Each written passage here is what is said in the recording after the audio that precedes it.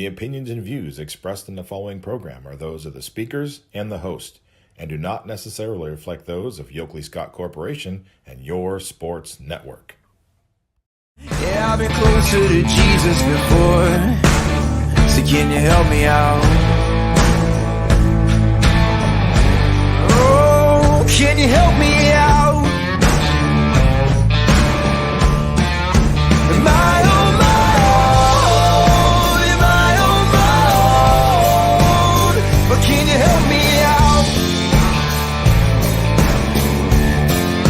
Am I on my own? Am I on my own? Or can you help me out? Can you help me out? I've been scared to look in my soul.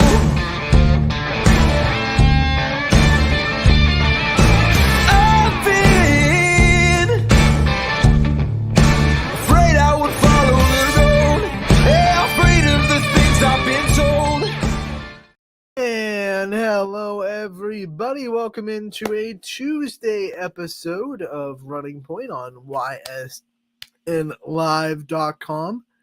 This is not a good start, right? As always, we are brought to you by Greenwood Chevrolet in Austintown. They go the extra mile for you. We try to do the same here on this show every single day. And we're going to continue to do that. We want to thank Greenwood Chevrolet for being the presenting sponsor of Running Point. They've done a lot for us, and they've believed in this show. And they continue to do so in everything that we do at YSN as well. So if you've ever thanked YSN for what they do, make sure to also thank Greenwood Chevrolet. I'm going to pop them up in the top right-hand corner of the screen, so you know where to go if you're in the market for a new or used vehicle. You can pop in to Greenwood Chevrolet in Austintown. Once again, they go the extra mile for you. We have a good show today. We're going to recap the soccer action that happened yesterday. It was boys soccer tournament time, and a lot of great games. A couple of overtime matchups. One thrilling double overtime matchup between two heated rivals. A lot of fun soccer, boys soccer last night, and there was one regular season volleyball game. We'll get to that too.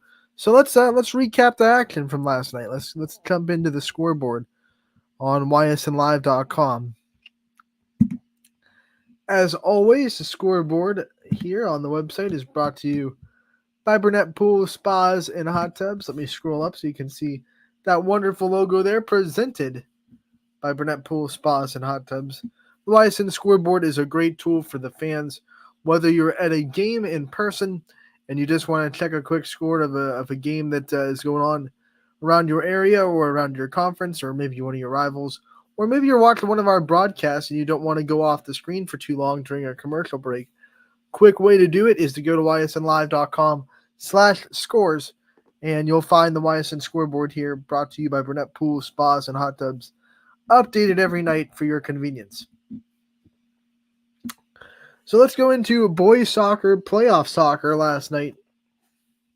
And to start things off, it was Liberty getting the best of Brookfield, 4-3, the final score there. Salem downs Alliance at home, so the Aviators can't hold up to the Quakers. 2-0, the final score there. Madison, they beat Conneaut, knocked them out of the tournament, 8-0, the final score there. Southeast ends Garfield season 3-0, the final score. The Pirates get the win. We go to Grand Valley. They lose to Wycliffe 5-0. Campbell Memorial goes and beats Heartland Christian 7-2, the final score there. We'll scroll over to the last row after we're done with these first three. Matthews beats LeBray 3-1, final score. Canfield all over Niles in round 1, 10-0, the score there. Field falls to Orange. Orange gets the win, 5-1. Orange moving on as they get the upset on the road. West Branch takes care of Ravenna, 8-2, the final score on that one. Waterloo and Waynedale play a tough one, but it is Waynedale that edges out the Vikings 3-2. And then in a double overtime thriller, East Liverpool beats Beaver Local for the first time this season, 2-1. Potters get the win in double OT. East Liverpool was previously 0-3 against the Beavers this season. 2 regular season losses, 1 loss in the OVAC tournament as well. And when you're 0-3 against a team and you get in the tournament, everything's on the line, and they say it's hard to beat a team twice. That's probably doubles the percentage of toughness when you have to beat a team 4 times, right? So Beaver Local, they fall to their rivals, and that's an upset for East Liverpool on the road against a team that really did have their number this season. And that's probably why Beaver Local decided to pick that bracket. They had the opportunity to pick what bracket they wanted to go in. They were a high enough seed, and they decided to go into this one. East Liverpool follows them, and they probably felt kind of confident because they had played well against them all season. But in the back of your head, you got to be thinking, like, how many times can we really beat a team, a good team, before they sneak up on us? And East Liverpool got that done last night. Let's girls playoff soccer. We did not get a score from Edison and Bishop Rosecrans, but we did get a score from regular season volleyball. Lisbon gets to sweep over Wyndham to win in the regular season, go to 10-11 and take some momentum into tournament time. We're going to scroll over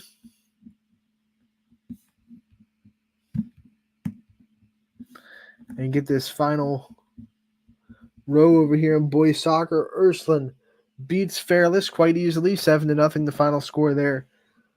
Pie Valley beats Perry 4-1. We saw Girard edge out Lakeview 1-0. They needed every bit of that. This one was a overtime matchup. Girard scored a goal in overtime to win that one 1-0. And you'll see a highlight of it on our social media as well. Girard shared it.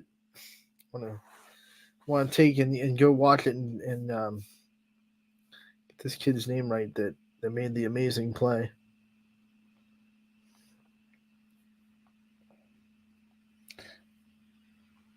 Andrew Whitfield has a game-winning goal in overtime, and it was a pretty good play. You get to see him on the sideline. He completely jukes out the Lakeview defender, and then you see a breakaway straight through the middle, through a Lakeview defender and into the goal on the left side of the net. It was a great play by Girard in overtime in Arrowhead Stadium.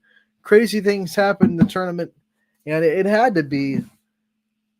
I mean, it was a pretty lengthy. He shot it from like the 12-yard line of the football field. Obviously, the goal goes back to the end zone, so probably like a 22-yard kick for a goal. I mean, that's a pretty solid kick from Andrew Whitfield.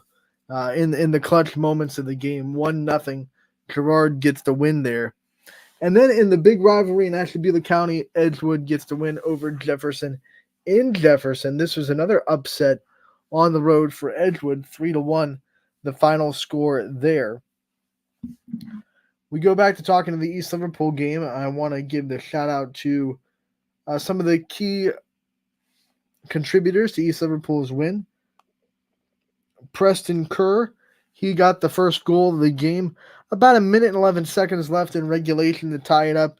And then in overtime, he got the assist as he got the ball to Wyatt McCoon, who became the hero for East Liverpool. He netted in the goal in double overtime. Preston Kerr gets the assist. They did that with about 1 minute and 41 seconds left in the second overtime. And that's how they won. So Kerr gets a goal to tie things up with regulation ticking away. And then he gets an assist at the end of the second overtime to get the win. What a day for Preston Kerr, I'll tell you that much. East Liverpool gets the win there in double overtime.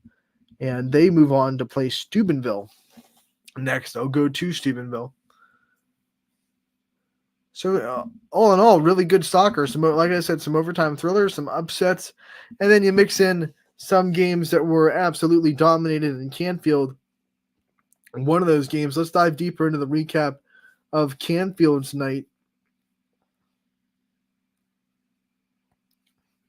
10-0 over Niles.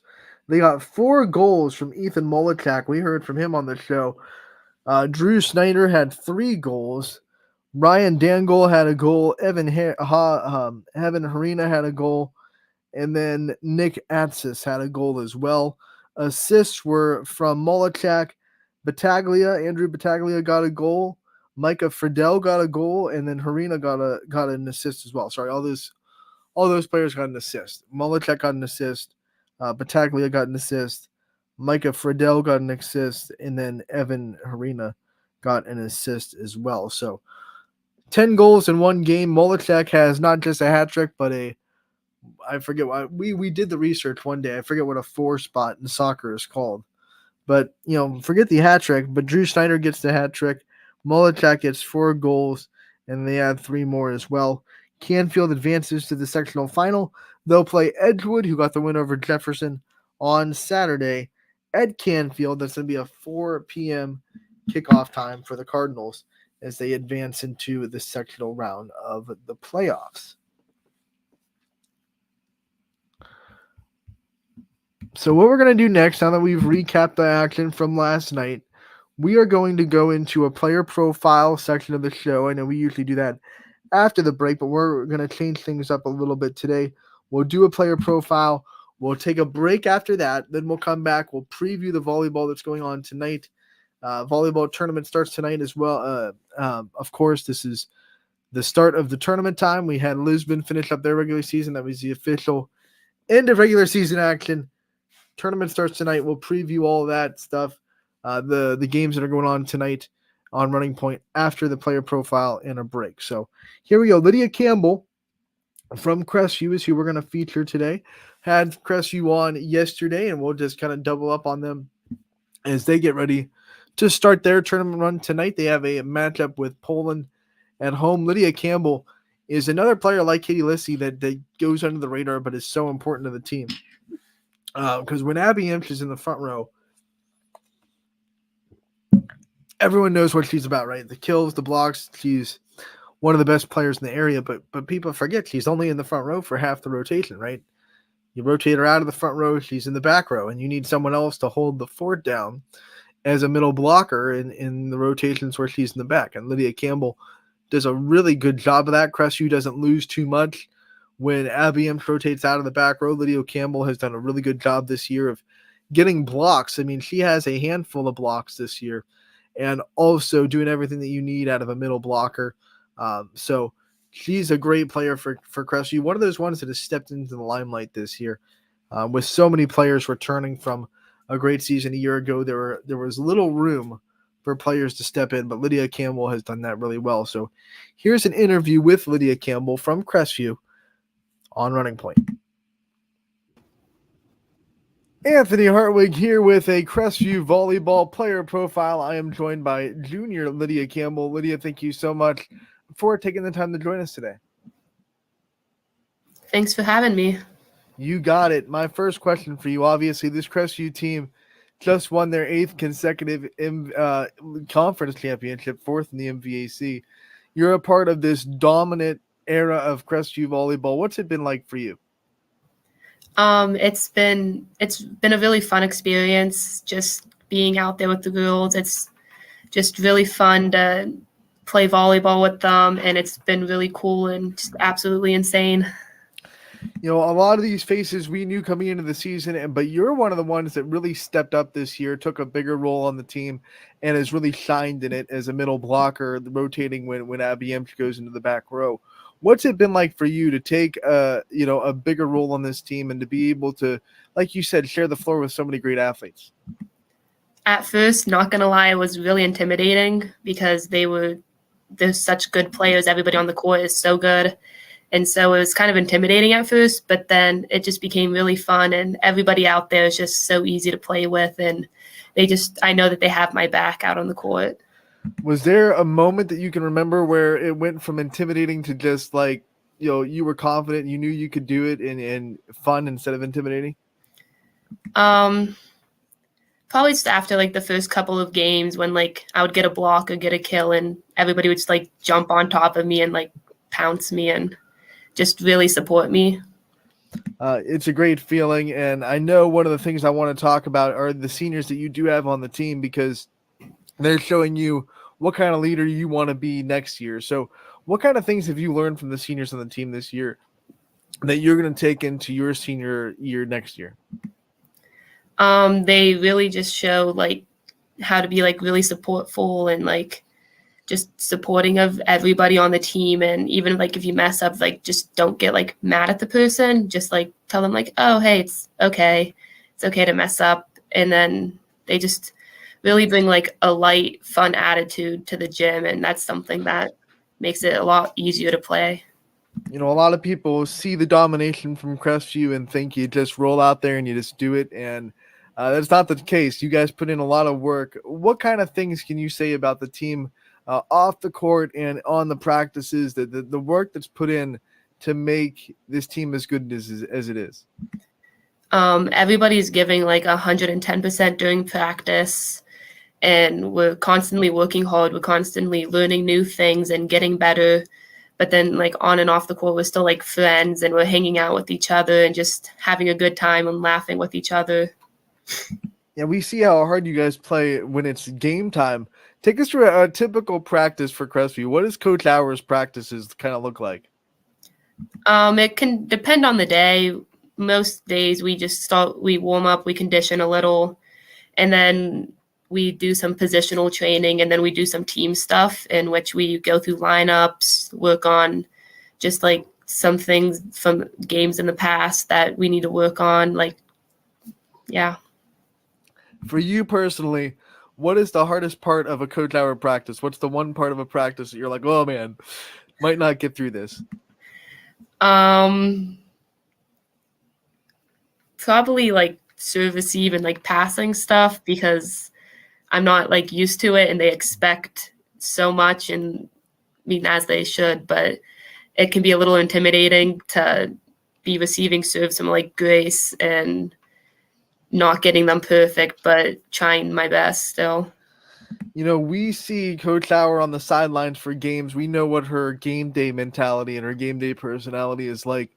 For all those fans out there that only get to see during the games, what are some things about Coach Hour that maybe they don't know that you guys get to see in practice and off the court as well? She really just, she doesn't like yell at us, and she's like really supportive of us and just helps us out. And yeah. Every coach has one little pet peeve, one thing that you know, like if we're doing this, it's going to make her a little bit angry.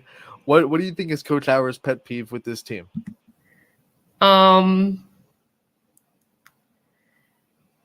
That's a really good question. Her biggest pet peeve would probably be I'm not quite sure. We're kind of a rowdy little group sometimes. I know. Speaking of the group, you know, you guys have all these theme nights that you're putting together, and the parents get involved, and it's always fun. What's that been like for just team chemistry to be able to have that kind of moments with your team on game days? It's really fun. It really brings the team together more. It's a really nice team bonding when we're just all dressed up in crazy outfits, and then we look across to all the fans, and they're all dressed up in crazy outfits, and we're dancing before games and dancing during games. It's really insane, and it helps really bring the team together. What has been your favorite theme so far that you guys have had?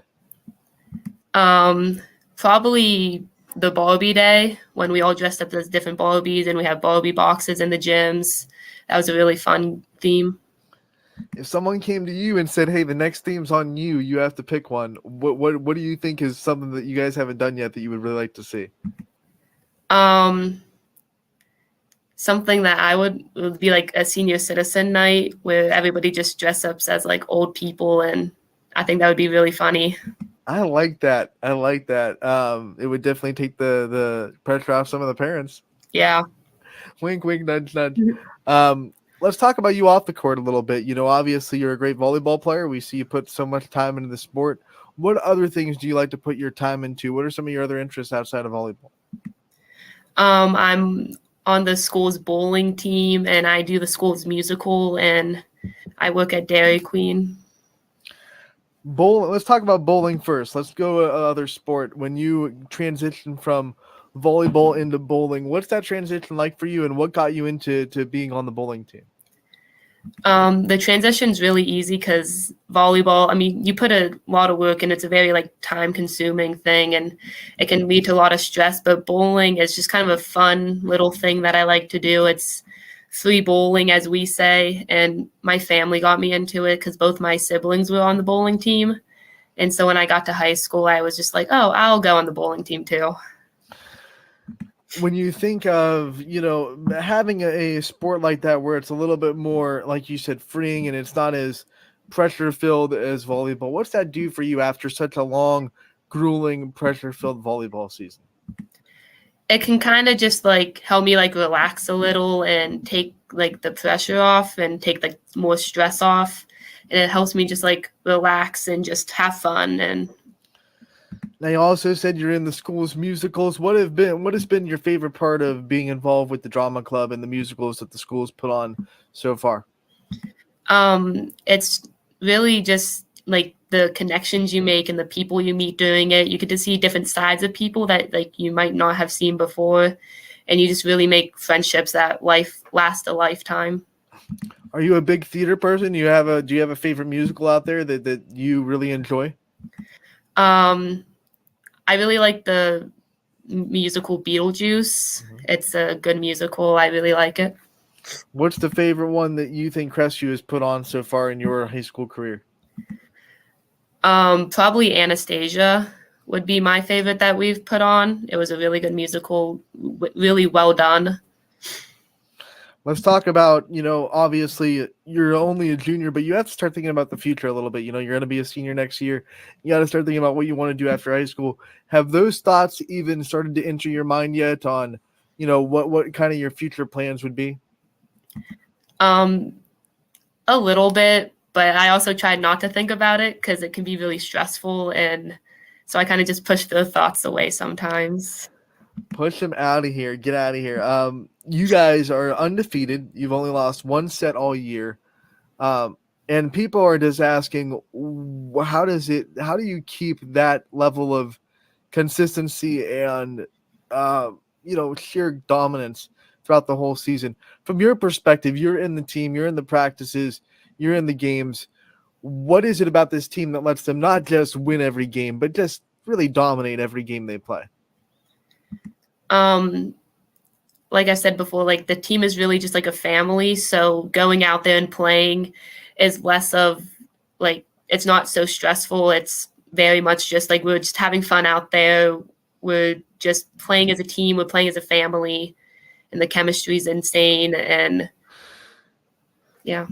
You guys are trying to become the first team to get to state for Crestview volleyball. What would that mean to you if you guys were able to go down to Barberton and get a win in regionals and punch your ticket to Wright State? That would be absolutely incredible. I mean, I went to Barberton last year with the team. I didn't play, but I was on the bench. And then my freshman year, I went down to Barberton. And so it would just be really cool to like get out of there and to win a game there and just be insane. I mean, forget about state. I mean, like you said, you didn't play last year in Barberton. So if you guys are lucky enough to get into districts and win districts, what's that going to be like for you just to be a part of this whole postseason hoopla and to be able to play games that it's win or go home? And what excites you the most about being a part of that this year? I saw how much fun everybody was having on the court last year. I feel like just like the excitement out there seemed really fun, and it's something that I'm excited to be a part of. And I really hope that we can go far this year so I can continue to be part of that excitement. This is our first time talking to you so far in your career. So I want to ask you a little bit about your family. What do you think is special about your family, and what are some of your favorite things about your family life off the court of volleyball? My family's all really supportive. I have 2 siblings in college that I really just look up to, and I just like strive to be like them. And my family, they're all hard workers and just really loving and caring. two older siblings that are both in college, which means you get to lean on their experience. What's that like to just look up to them and to be able to, ask them for advice, whatever it may be, whether it be in life or in school or even in sports? What's that been like for you to have the older siblings that you can look up to? It's been really helpful because if I have a question about something, whether that's homework or just like relationships or like just like life advice in general, I'm able to ask them because they've lived through it, they've experienced it all. So they usually have some answer that can make me feel a little bit better about it. This Crestview volleyball team, especially the varsity, they're all big role models because of the success you've had. You included. Everyone that steps on that court, you see little girls in the program, they want to be like you. They want to be where you're at one day. What's that like for you to kind of realize that because of the success this team is having, you have a bunch of younger kids looking up to you saying that they want to be where you're at when they grow up?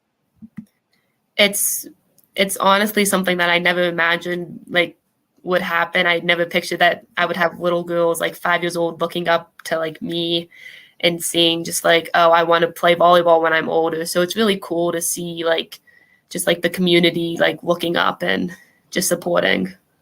Who did you look up to when you were 5 years old? Who were some people that you wanted to be like when you grew up? Well, I wanted to be like my mom when I grew up, and I wanted to be like some professional athletes when I grew up. And just a lot of older athletes that I was really just admired. I like that you said your mom. As you've gotten older, how close to your mom's personality do you think you are? I mean, are you pretty alike with your mom, or do you think you're a little bit different than your mom? I'd say I'm pretty like my mom. We both have similar personalities, similar just ways of going with life. All right, before we let you go, Lydia, I want to give you the chance to thank your support system. I know you have a lot of people in your corner. I want you to take as much time as you want to give them all a shout out and let them know in this interview how much their support means to you. Yeah, I just like to thank like all of my teammates that I've had through not only this year but past years for all sports, not just volleyball. I would like to thank my family for just always supporting me and always giving me rides to practices when I couldn't drive. And then I'd like to thank all like the coaches that I've ever had because they've kept pushing me and they've made me work harder. And then just like the community, the students, the families, the friends, they come out to our games and they support us and they're cheering. And honestly, we wouldn't be anything without them. We would just be some volleyball team playing. Lydia, we want to thank you so much for taking the time out of your day to come and join us and talk to us about your junior season. We wish you the best of luck going forward, and we can't wait to talk to you in real soon. Thank you. That was Lydia Campbell from Crestview. A great interview. We want to thank her for her time being able to come on with us. And if you missed a part of that or you wanted to see it, it's in its entirety. That interview can be found at ysnlive.com. It can also be found on YSN's YouTube channel. If you're watching on our YouTube, hey, how you doing? Thanks for coming on. Would you mind hitting that subscribe button? If you feel so obliged to, subscribe to our channel. That helps us reach the algorithm. Our subscribes and our likes really help our YouTube channel. So if you're watching on YouTube and you feel so obliged to, please hit that subscribe button that you see. And then right next to it, hit that notification bell so you never miss any of the video content that we put up there.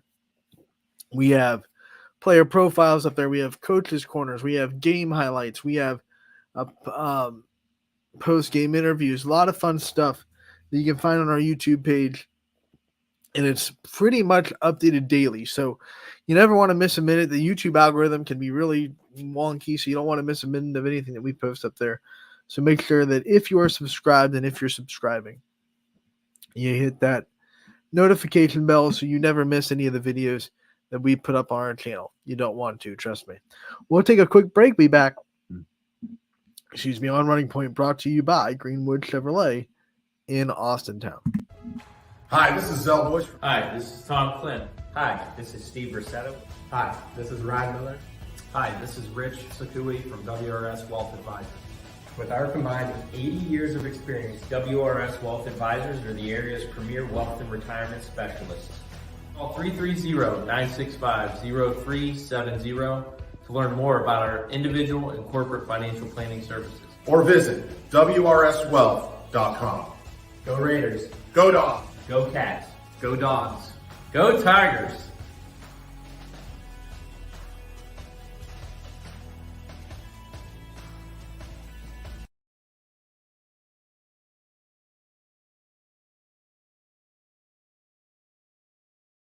You're not waiting to see what the world has in store for you. It's more about what you have in store for the world. All you need is the opportunity. All you need are the resources of a large university and the advantages of a personalized academic setting where you can experience new worlds in the arts and sciences, business, and education and make them your own. We are where you shape your future. We are Youngstown State University and proud. We believe expectations are made to be exceeded. At the new Toyota of Warren, it's about more than just getting a great deal. It's about service you can count on and a friendship you can trust. Year after year, we've done what we do best. We've gone the extra mile so you could too. Because we know it's just not about buying a new car. It's the start of a new adventure. Toyota of Warren, driven by you.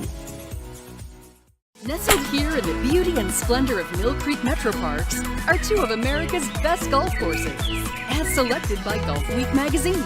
Ranked number 9 in Ohio by TripAdvisor. Come play like a pro on these award-winning Donald Ross-designed courses. Enjoy a round with your kids and unwind with your favorite food and drinks in the grill room. For championship golf, look no further than your backyard. Mill Creek Golf Course. Quality, customer service, and integrity. Those are the 4 words that have driven our success since 1957 at Joe Dickey Electric.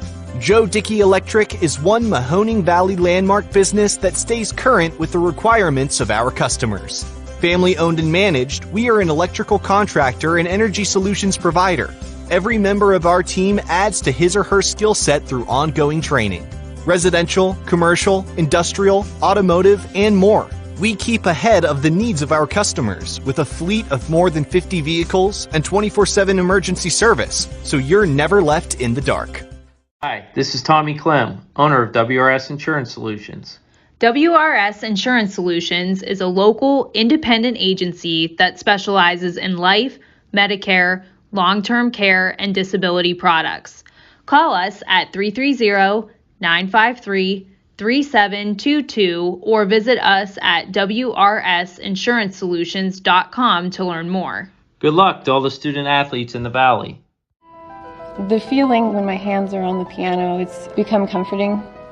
It's somewhere that I can express myself. I go to Youngstown State University and my passion is playing music. YSU is allowing me to take what I love and turn it into a career and do it every single day of my life.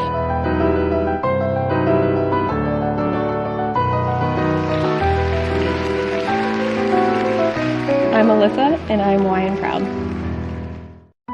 My guy keeps it 100% of the time. He wants all 100, won't settle for 99. And it's more than stats, because there's people in those numbers. And I was one of the lost sheep. I'm so glad he cares for all 100. I'm 100% safe, 100% free, 100% love. I can be 100% me. He gave all 100 when they put him up on that tree. That's 100% passion for 100% free. So if I play in front of 100, or if I play in front of 2, there's an audience of 1 getting 100% of what I can do.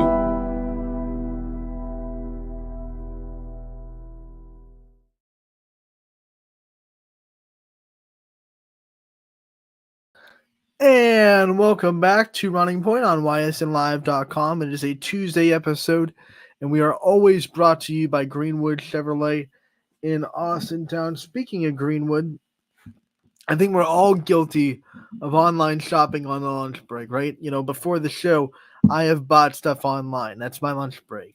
And I'm sure maybe you're listening on your lunch break, and maybe you watch Running Point where you're slipping through Amazon. I don't know. But why not use that lunch break to shop for a new car or a used car, whatever one you want? Vehicles like the 2020 Chevy Equinox are waiting for you to purchase or test drive. This vehicle and a bunch of others can be found on the Greenwood Chevrolet online inventory. Make sure to visit it at greenwoodchevy.com. And that's just one other way that Greenwood Chevrolet goes the extra mile for you. We try to do the same here on this show every single day. Let's pop into the scoreboard brought to you by Burnett Pool Spas and Hot Tubs and see what games are going on tonight in volleyball postseason on the Tuesday that we have for us, October 17th, 2023. Once again, this scoreboard brought to you by Burnett Pool Spas and Hot Tubs. And if you go on it tonight, you'll be able to see the live scores. If you're at a game or maybe you're just sitting at home and you want to know what scores are happening. First off, at Ursuline, Alliance and West Branch playing each other. And this West Branch team, they've seen Alliance twice already. Alliance has struggled this year. This is definitely one of those high seed versus low seed games, and West Branch should be able to take care of business. One of the things that I love about West Branch's volleyball team this year is just how balanced they are. Like, you're not going to find one hitter that's blowing you away with 400 plus kills on the season, but they have, that three hitters with 100 plus can be even more deadly than one hitter with 300 plus, because you never know where it's going to come. They have a really good right side attack that they like to use with Showalter, and you have to have a good setter to do that. They, of course, have one, and then good defense in the back row as well. They're just a really well-balanced volleyball team. They don't do anything except, they don't have anything that's, eye-popping. They're fantastic at, but they do a lot of things good.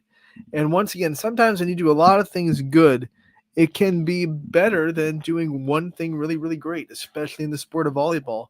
If you have, I've said it before, if you have a really good hitter but have average defense and an average setter, it really doesn't matter. It doesn't matter. And the same thing can be said with all three of those positions. If you have really good defense but have a average setter and average hitters, it doesn't really matter if you put the ball in system or not. If you have really good setter but average hitters and average defense, and the setter's going to be running around like crazy trying to get balls back in system, and she's not going to have hitters that can take advantage of the balls that are. So, yes, West Branch doesn't have that one player that's just killing the world like Brunner was last year, but they have multiple players that are just fine, that are really good, and they're a really balanced volleyball team. I like that. I like those kind of teams in tournament time. So I'm excited to see what West Branch could do. This sectional in Ursuline is really interesting because you're going to have West Branch Alliance in game one. And then I'm not going to go in order because they're down there at the bottom, second to the bottom in the third row, Canfield Ursuline. But that one's going to be at Ursuline as well. This one's interesting, I think, to me, too, because Ursuline has won a lot of games this year. They have talent. Teresa Garano has played really, really well this year. But you look at this Canfield team and you think, well, they're 9-11, and on paper, 16 wins versus 9 wins. It should be a day for Ursuline. But at the same time, you have to remember Canfield's healthy. They had a long stretch of games where they weren't healthy. They had 7 different injuries this year at one point of the season or the other. So they're finally, everyone's there. And a healthy Canfield team is different than the Canfield team that we saw all season. There's so many more things they can do when they have all their hitters. Lily Weaver was out for a while. She's a big right side. Jenna Treveri was out for a while. She gets a lot of blocks in the middle. Carly Fleming spent some time out, and she's their main center. So, you get all those players back all on the floor at once. It's what Canfield was expected to be this season. And then you'll also look at Ursuline's schedule and you think they've had some opportunities against some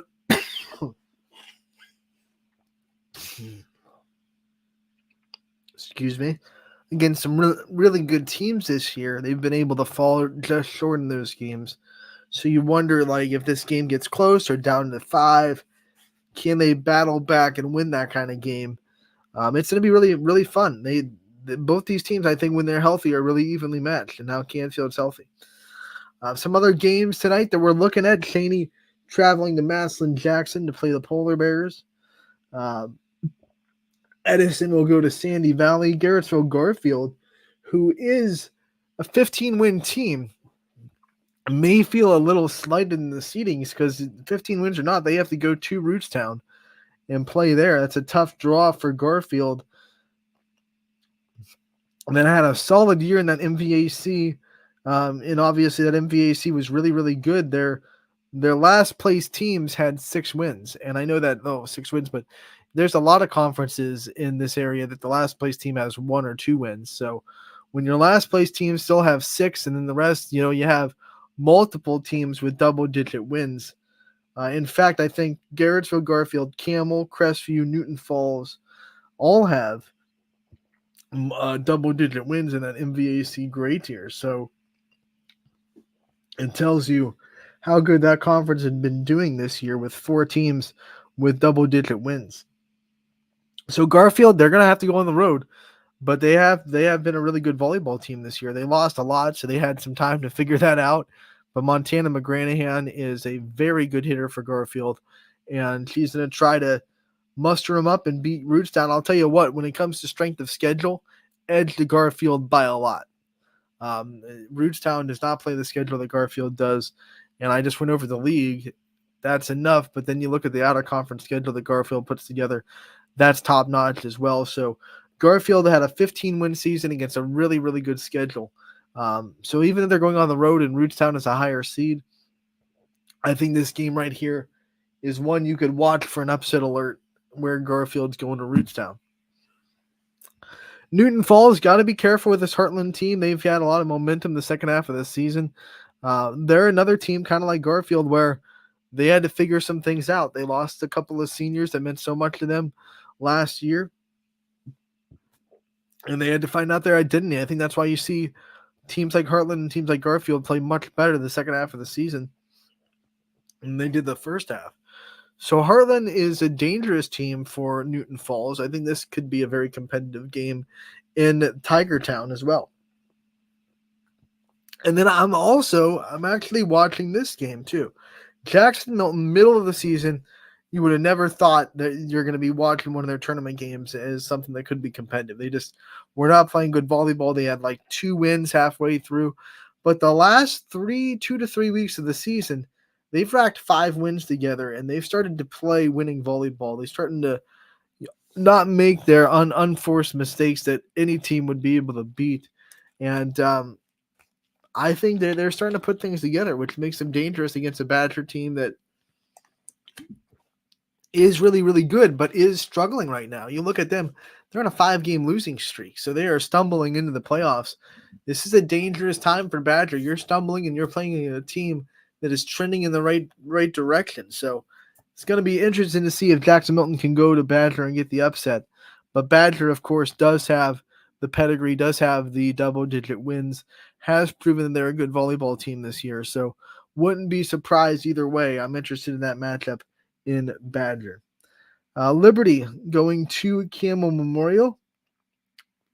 This will be round 3 as an MVAC grade tier matchup. Liberty is 0-2 this year against Camel. Lakeside hosting Madison, trying to get a tournament win to stack up. This Lakeside team has had a tough year.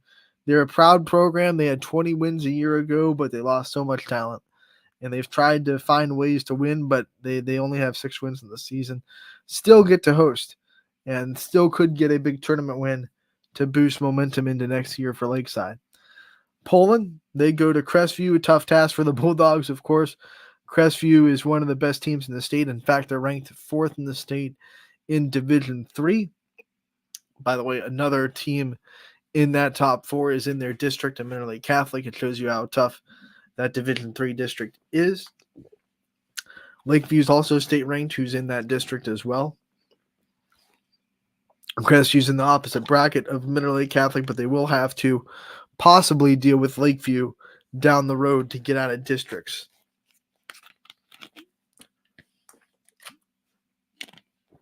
Western Reserve starting their run as they will face Valley Christian at home tonight. We already talked about Canfield and Ursuline. We go to Dalton going to LeBray. LeBray, another solid 16-win season for them. Riley McDonough, great hitter, do everything for LeBray. Last year, she led the team in kills, assists, and digs. This year, though, I think they've taken some pressure off her plate, which excuse me, some pressure off her plate, which lets her do a lot more on the floor. She doesn't have to set anymore because Shelby Bragg came up and started to really set well for them. And then you have Taylor Burns on the outside as well. They got some really consistent help out of Riley McDonough. It's not the Riley McDonough show anymore in LeBray, so she's able to just let loose and be a very good volleyball player, which she is. And we're going to continue to see her throughout the sports seasons as well because she's an excellent basketball player, and she's also a very good softball player. So trying to extend her senior season in volleyball against Dalton tonight, and LeBray, a big favorite in this one. Howland going to field. Tough task for the Tigers. They did rack up a couple of wins down the stretch, though. They were a 4-win team for a long time this season. They racked up 4 wins down the stretch. They're now an 8-win team. We'll see if that momentum can carry them into an upset at field. Southern Local is going to try to start their tournament run tonight in a big way against a conference foe. Surprisingly, just the second game tonight that's in conference. Well, nope, third. I forgot West Branch Alliance. That EBC always trips me up because only 2 of those teams are YSN schools. But West Branch Alliance, then you got Liberty Campbell, and now this one as conference matchups in the tournament. It doesn't always work that way, but some years we get like nothing but conference matchups. Round 3 between Southern and Latonia. That'll be in Salineville as the Indians try to take a big first step. Lowville going to Maplewood, and this is a big opportunity for Lowville. They have 10 wins this year, double-digit wins. And you can say what you will about the Rockets. Maybe they're not the best team in the MVAC Scarlet tier, but they are competitive. They are scrappy. They have some really good players, young players too. So Lowville is starting to put things together on the volleyball court, and I think they have a chance to go and beat Maplewood tonight. I would not be surprised if this one ends up in an upset for the Rockets. Orange going to Copley as the Lions trying to get a big tournament win. Then Waterloo traveling to Wycliffe tonight. So Waterloo versus Wycliffe, and those games all happening in the tournament. Win or go home. This is the start of the sectional. Sectionals will be all week. They'll go. The teams that play tonight will have their sectional championships on Thursday, and the teams that play tomorrow will have their sectional championships on Saturday. Tonight looks like it's Division 1 and 3, and tomorrow is 2 and 4. And then that'll be, of course, Tuesday, Thursday, Wednesday, Saturday. And then next week, districts will all be on Tuesday and Thursday for all divisions. So next week's the big one where you start to crown district champions. Boys playoff soccer tonight. You have 3 matchups all in Division 1. Fitch will be traveling to Warren Harding, Boardman traveling to Massillon, Washington, and Lakeside traveling to Walsh Jesuit. So all 3 of our YSN teams in Division 1 soccer trying to get an upset on the road, and we hope that one or multiple of them can. I think Boardman boys have had a good second half of the season. I always look for tournament teams that are peaking at the right time because a lot of these teams get seeded on record alone and maybe a little bit of research into their schedule, but coaches are not – this isn't a knock. They don't have the time to dive into, what a team's doing now, what they look like compared to what they've been, and the seeds aren't always necessarily the most accurate in the world. So if I do say, that's something that is underseeded, I'm not knocking the coaches. I believe that the coaches are doing their best job to fairly seed while they're also putting all their time into their team. But at the same time, it's a formula that leaves some teams underseeded. And I think Boardman, they have had a good second half of the year. They could go to Massillon and get an upset. We saw Fitch be fairly competitive with Canfield just a little bit ago, about a week ago on their senior night. I think they made it 2-0.